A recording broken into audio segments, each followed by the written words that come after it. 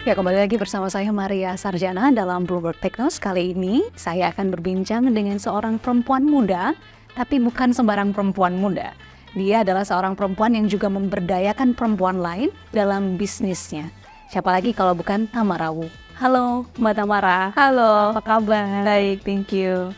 Terima kasih sudah bergabung dalam Bloomberg Technos. Ya, kita mau ngobrol nih Mbak tentang apa yang Mbak Tamara sekarang geluti.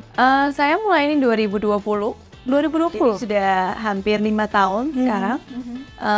2019 tuh mungkin ketika habis Miss Indonesia, perjalanan saya memulai, yuk kumpulin anak-anak Miss Indonesia untuk coba kita bisa buat brand baju fashion apa, lalu menjadi Liberty Society, yaitu setelah itu sudah banyak berkembang sekali untuk sekarang menjadi channel untuk memberdayakan lebih banyak lagi perempuan melalui bisnis kami. Oke, kan ini banyak gitu ya yang kami baca juga bahwa memberdayakan perempuan yang terkena violence dan kemudian juga ada refugee yang kemudian ditampung Mbak Tamara untuk diberikan training kan dan kemudian diberikan lapangan pekerjaan walaupun tidak secara tidak menjadi karyawan tetap seperti itu tapi di training seperti itu ya. Sebetulnya apa yang pertama kali terbersit dalam benak Mbak Tamara untuk bikin bisnis yang seperti ini? Jadi background saya itu dari non-profit. Habis dari non-profit saya melihat bahwa komunitas terutama untuk perempuan ya, ketika kita memberdayakan perempuan tuh ada multiplier effect yang sangat luas. Satu, dia bisa menjadi mengedukasi anaknya. Ketika perempuan itu juga mempunyai financial independence, bisa membuat lebih banyak keputusan dalam rumah tangga. Jadi waktu itu saya volunteer di perusahaan di non-profit refugees yang saya melihat gitu. Wah, perempuan-perempuan ini hanya karena peperangan di negara mereka kehilangan kesempatan. Nggak bisa bekerja, nggak bisa ke sekolah dan segala macam. Walaupun ketika saya menempatkan diri saya di situ, actually this could have been me as well. Bedanya apa dengan kita yang mungkin di negara yang terberkati nggak ada peperangan. Di tempat kita, jadi waktu itu saya melihat kesempatan ketika diberikan kepada orang-orang yang memang masih mempunyai banyak harapan atau mempunyai banyak skills dan juga kemampuan itu ya, itu bisa menjadi sesuatu. Maka itu terlahirlah Liberty Society, di mana kita memberikan pelatihan untuk perempuan-perempuan yang terkena perang atau kemiskinan dan ingin menjadikan hidup mereka lebih baik lagi. Kita berikan pekerjaan, terutama di skills training for tailoring, menjahit, untuk mereka bisa menjadi bangga ketika produk mereka tuh dipakai oleh brand-brand terkenal, dipakai oleh influencer terkenal, dan sebagainya. Oke, kan tadi pemberdayaan perempuan, pemberdayaan refugee juga, sehingga mereka punya sesuatu hal untuk bisa mereka banggakan juga ya Mbak Tamara. Tapi kemudian yang menarik lain, Mbak Tamara ini juga mengembangkan fashion yang beretika. Nah, boleh dijelaskan konsep fashion beretika menurut Mbak Tamara yang sekarang dikembangkan di Liberty Society? Ralat, kita bukan fashion B2C beretika, tapi lebih ke corporate merchandising company yang made to order dari sampah-sampah perusahaan itu sendiri, which is plastic, paper, atau tekstil. Kita bisa ubah menjadi corporate merchandise untuk dipakai lagi atau dijual oleh perusahaan. Contohnya kita udah bekerjasama dengan 160 brand. Kadang tuh sampah-sampah yang kita tuh nggak sadar gitu ya, sampah e-commerce contohnya kardus, cling wrap, bubble wrap, daripada dibuang dan menjadi banjir dan musibah-musibah yang lain, kita lihat why not kita kerjasama dengan Waste Bank, kita kerjasama dengan komunitas-komunitas yang memang pemulung, yang sehari itu ketika mereka ngejual cuma 1 kilo plastik, dapetnya cuma 3.000.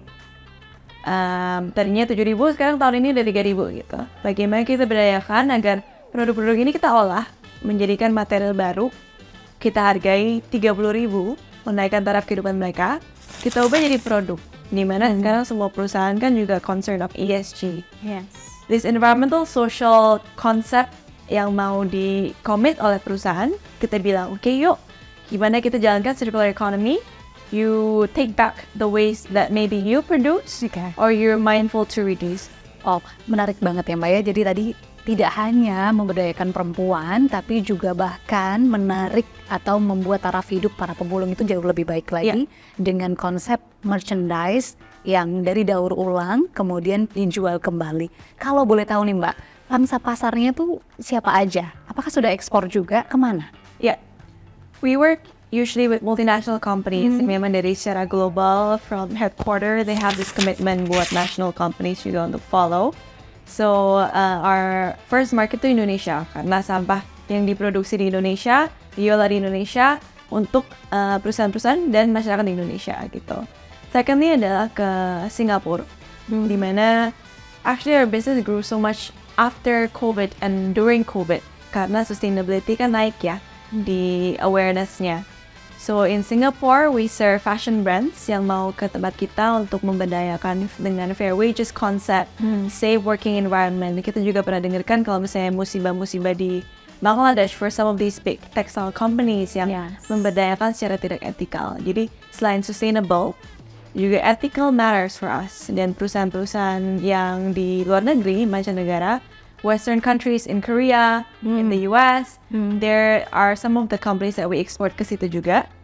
But yang harapan saya adalah lebih baik lagi perusahaan nasional yang juga bisa untuk mempunyai konsep dan komitmen yang sama untuk itu. Oke. Ini kan tadi kliennya banyak ya Mbak ya, kemudian sudah ekspor ke luar negeri dan diterima oleh pangsa pasar luar negeri. Dan mungkin terkait dengan konsep, sehingga mereka lebih menghormati akan konsep ini ya Mbak ya. Tetapi tantangannya apa sebetulnya di dalam negeri? Apakah pangsa pasar di dalam negeri sudah bisa menghormati konsep yang Mbak bawa? Setelah KTT ASEAN ini dengan pemerintah menggalakkan lagi ya, terutama diawali dengan net zero emission, komitmen kita ke UN 2030 goals. Kedua juga kita udah lihat kemarin ada di bursa ada carbon trading now. Ada sekarang juga extended producers responsibility di mana perusahaan FMCG harus mindful of the waste that they produce. Jadi secara perusahaan yang memang 70% mungkin masalah sampah itu hugely affected by companies more than individual. Dan kita bekerja sama dengan mereka toh. Jadi we take a look at their supply chain. Mereka tuh procure apa dan segala macam. And it's only when these giant companies ketika mereka bisa take the first step, investing di kita tuh kita bilangnya investing in sustainable efforts, bekerja sama dengan bisnis sosial yang kecil seperti kita, untuk mau nggak, yuk kita coba jalankan inisiatif ini, mulai dari kecil dulu deh. But the hope adalah dengan perusahaan yang memang lebih besar, we can create this impact at scale, an impact that is more measurable dan replicable. Karena kan mereka punya resources dan distribution channel besar.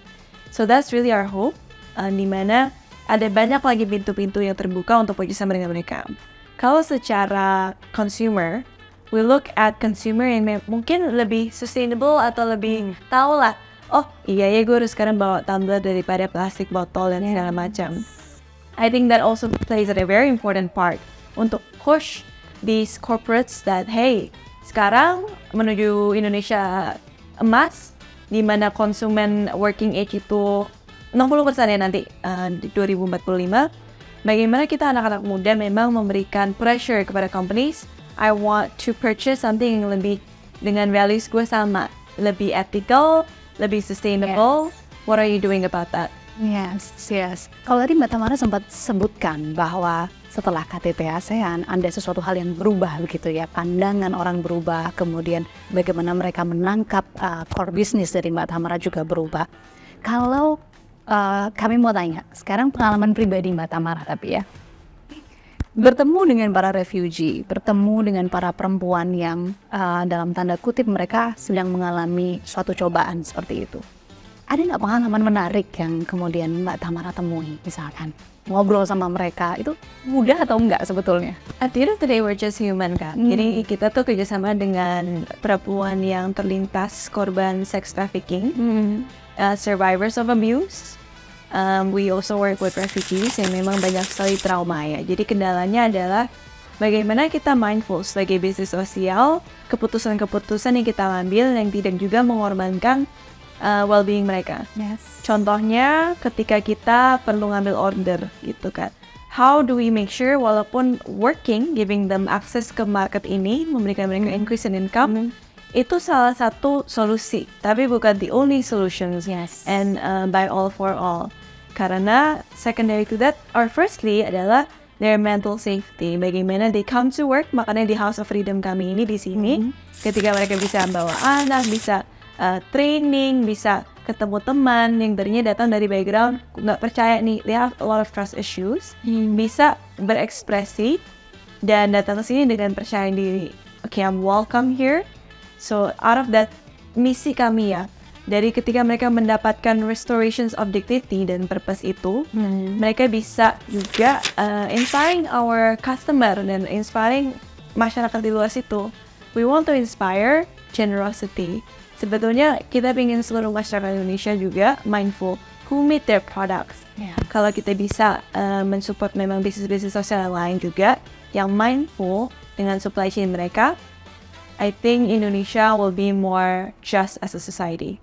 Kalau terkait dengan penghidupan, pernahkah kemudian mereka gitu one by one ada permasalahan yang kemudian terjadi selama mereka ada di sini, dan kemudian bagaimana cara dari Liberty Society untuk melakukan penanganan? Maksudnya kalau misalkan mereka sedang ada masalah gitu kan, karena tekanannya banyak, pasti kan ada mungkin emotional something dan mereka tidak bisa datang bekerja karena mereka ada sesuatu. Liberty Society seperti apa polanya untuk merangkul mereka? Jadi misalnya salah satu trainees kami yang memang dia janda karena kehilangan suaminya karena peperangan, datang ke sini has depression and so forth. But I think one of the thing yang kita lihat adalah sendirinya dengan produktif, kita juga COVID kan ngerasain tuh kalau nggak produktif. Dengan mereka bisa produktif, itu they feel better. We leave the mental consultations ketika kita memberikan resources untuk mereka tap into ke situ. Internally as a company, our commitment is to a safe working conditions, to giving them the means of income, dan juga pelatihan. Jadi ketika sudah melalui pelatihan awal yang adalah tailoring, they can go towards pattern making, they can go to product design, which is the next step. Ketika mereka pergi dari Indonesia, di situ kita ingin melihat mereka dapat membuat bisnis yang sama. Waktu itu aku juga, one of the best stories that I've heard adalah Rehan, after we train her for 3 months, yang tadinya nggak punya mimpi, akhirnya bisa bermimpi setelah melalui program pelatihan kami. Hey, one day aku juga pingin loh ketika aku di-resettle ke third country untuk membuat konveksi juga dan memberikan harapan yang sama kepada perempuan-perempuan di situ. Another case di Bogor, ada salah satu kita punya tailor teacher yang juga adalah pengungsi. Dia tadinya karena melihat mamanya sendiri yang mungkin depresi, nggak punya kerjaan, yang tadinya juga di situ kan bekerja produktif. Dia menjadi guru, mengajari on behalf of Liberty Society kepada 20-30 perempuan-perempuan. Lalu dia senang gitu melihat ibunya akhirnya bisa jadi juga lebih senang. So a lot of impacts that we see. Bisnis sudah berjalan, kemudian impact sudah ada. Adakah pandangan atau suatu hal yang memang masih mata-mata kejar untuk bisnis sendiri dan juga untuk memberikan impact yang lain buat masyarakat? Kalau aku tuh inginnya Liberty Society dilihat sekedar dari wow, it's an amazing thing that you're helping communities with. We're not a charity, we're a social enterprise. Jadi our products are export level. Walaupun misi pemberdayaan kita udah melatih 200 orang, we've upcycled 3 tons of waste dari sampah untuk kita jadikan produk. We've given about 20,000 of productive hours for our communities dan sebagainya. Cuman what I want our company to continue adalah innovating. Sebetulnya sampah-sampah apa saja yang mempunyai potensi untuk dikembangkan menjadi suatu produk atau material baru. Kita udah dengan sampah plastik, sampah tekstil, sampah kertas yang banyak banget di perusahaan kan. If we look at the scale of satu perusahaan, uniform waste aja gitu dari mereka punya employees, 1 ton bisa 1 ton. If this is considering companies that is publicly listed. Jadi di situ kita melihat, okay, tekstil kita coba cari permasalahannya, and the solutions. Kita kemarin bekerja sama dengan perusahaan F&B. Mereka mempunyai ampas almond. Kita ubah menjadi coaster. Ampas almond diubah menjadi coaster. Iya. Wow. Jadi edukasi kepada masyarakat itu we enable corporations untuk melakukan itu kepada klien-klien dan customer base mereka sendiri. Kita juga pernah dengan FMCG company dari sampah Tetra Pak mereka kita ubah lagi menjadi tote bag yang keren dan it's innovative. Kalau kita lihat di jalanan ada saset-saset yang nggak kepake ini jadikan tas. Tapi mungkin itu belum desainnya yang keren. Ya. Kita pingin melihat desain-desain yang lebih keren lagi, yang orang Indonesia itu akan bangga ketika Kalau memakai. Iya. Gitu. Ya. I see. Secara dampak, aku pingin ngelihat bahwa kita bekerja sama lagi dengan lebih baik non-profit. Yang non-profit itu kan mereka donation based. Kita pingin melatih lebih baik komunitas mereka, terutama korban penyintas kekerasan, yang ketika mereka habis di rescue, di aftercare, and then what? They go back to society, they don't have jobs. Di situ peran kita sebagai jembatan untuk mereka prepare sebelum masuk ke back to the workplace. Oke, wow. Apa yang Mbak Tamara lihat 5 tahun ke depan untuk bisnis ini? I want to Liberty Society wants to democratize upcycled goods. For companies untuk mempunyai greener procurement, mereka ketika membeli hampers atau merchandise itu yang mempunyai dampak sosial dan juga lingkungan. Kedua karena kita juga mempunyai yayasan ARM, Mbak. Jadi yayasan ARM kita itu untuk melatih komunitas-komunitas yang mungkin nggak mampu atau UMKM yang masih juga pendapatannya belum seberapa. Kita berikan kurikulum bagaimana mereka mengolah sampah, menjadikan itu menjadi produk juga yang levelnya export level, akan mendapatkan pendapatan lebih. So kita work in every level, from the corporation side, helping them to do greener procurement, impactful procurement. From the UMKM side atau marginalized community side, kita menaikkan mereka punya skills untuk bisa menyediakan produk yang bagus. Dan kita in the middle juga, sebagai both manufacturing dan juga creative conceptor partnering with the companies untuk men-select, curate, dan juga melihat lagi industri ini berkembang. We call it upcycling merchandising industry. Yang sekarang kan playernya juga nggak banyak, Mbak. Cuman harapan saya ke depannya, industri ini mempunyai potensi itu besar karena satu perusahaan bisa mempunyai ribuan ton sampah. Yes. Tinggal kita lihat gimana kita bisa merubah sampah ini bukan sebagai problem, tapi sebuah potensi yang untapped but can be turned into money. Jadi di 5 tahun ke depan semuanya dilengkapi ya Mbak ya, ditambah lagi impact-nya, kemudian juga impact tidak hanya bagi masyarakat tapi juga bagi environment, terus kemudian juga bisa meningkatkan skill dan membawa orang-orang yang termarginalkan ini untuk naik level. Sebetulnya seperti itu Ya. di 5 tahun ke depan. Betul. Luar biasa. Terima kasih banyak perbincangan kita dengan sosok perempuan muda yang sangat inspiratif dan kemudian juga bisa mengingatkan kita bersama untuk bisnis tidak hanya sekedar berbisnis, tetapi juga sekaligus memberikan impact, value yang luar biasa, tidak hanya bagi kemanusiaan tapi juga bagi lingkungan hidup. Terima kasih Mbak Tamara. Makasih, Mbak. Thank you so much.